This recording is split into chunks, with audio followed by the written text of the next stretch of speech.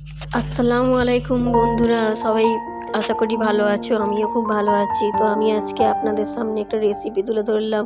সেটি হচ্ছে বেগুন দিয়ে, আলু দিয়ে, চিংড়ি মাছ দিয়ে, টমেটো দিয়ে চচ্চড়ি। তো চচ্চড়িটা করার জন্য প্রথমে আমি কড়াইতে তেল দিয়ে চিংড়ি মাছটাকে ভালোভাবে লাল লাল করে ভেজে নিলাম, ভেজে তুলে নিলাম।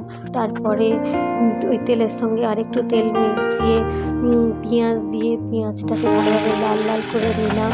লাল করে তার মধ্যে রসুন বাটা দিয়ে দিলাম। রসুন বাটা দেওয়ার পরে টমেটো কুচিগুলো সব দিয়ে দিলাম। টমেটো কুচিটাকে ভালোভাবে নাড়তে লাগলাম, নেড়ে ছেড়ে তার উপরে নুন দিলাম, তারপরে হলুদ, লঙ্কা গুঁড়ো, ধনে জিরে গুঁড়ো দিয়ে ভালোভাবে টমেটোকে পুরো মিহি করে ফেললাম।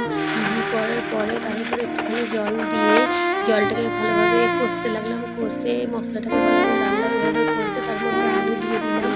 আলুটাকে ভালোভাবে নাড়তে লাগলাম, নেড়ে ছেড়ে তার মধ্যে বেগুনের টুকরোগুলো দিয়ে দিলাম। বেগুনটাকে ভালোভাবে নেড়ে চেড়ে তার মধ্যে মটরশুঁটিগুলো দিয়ে দিলাম। মটরশুঁটিগুলো ভালোভাবে নাড়তে নাড়তে তরকারিটা ভালোভাবে কষতে কষতে তার মধ্যে ভাজা চিংড়ি মাছটাকে দিয়ে দিলাম। দিয়ে ভালোভাবে নাড়াচাড়া করতে লাগলাম। কিছুক্ষণ নাড়াচাড়া করার পর জল দিয়ে দিলাম। জলটাকে ভালোভাবে তরকারিটাকে ভালোভাবে কষতে লাগলাম। কষে চাপা দিয়ে দিলাম এবং আমার রেডি হয়ে গেল চিংড়ি মাছ